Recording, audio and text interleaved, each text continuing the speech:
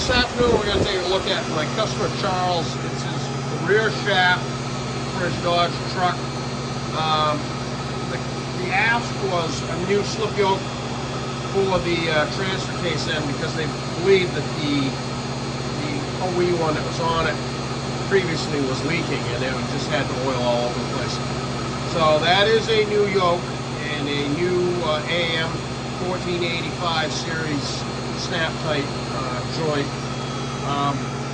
This had been here previously. I don't recall the exact situation, but maybe there's a DIY U-joint change down at that end, or the OE U-joint failed. Anyways, it dinged up the weld joke at that end pretty good, and I had put a joint in it before, just put a joint in it, and I don't know, probably, I know I sandblasted the flange yoke and just put it back together at that time. So it came here because of the slip yoke. Well, I noticed that that rear joint down there was loose in the weld yoke again, and the previous repair didn't really hold up. So that's not acceptable for me. I can't stand that. I'm not sending that back out on the road and sticking my customer with it. So I put a weld yoke on it this time. I'm not sure what the circumstances were last time. Maybe I didn't have one, or I don't know what, but it's fixed now. That was not gonna fly with me, so that's on me. That's fixed. So it still runs the 1485 down there that had been in it previously. There's nothing wrong with that.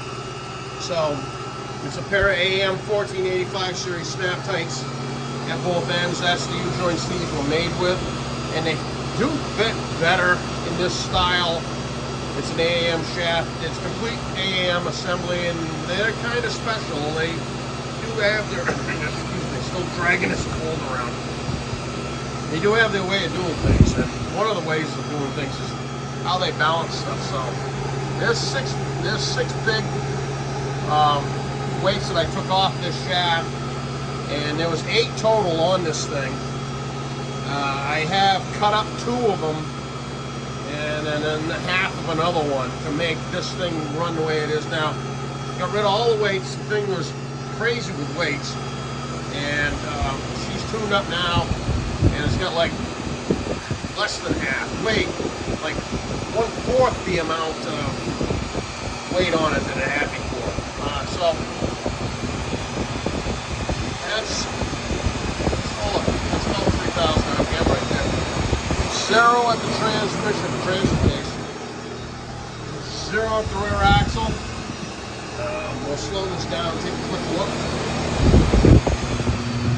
I did shine it up quite a bit, but you'll be able to see there was a weight there, one there.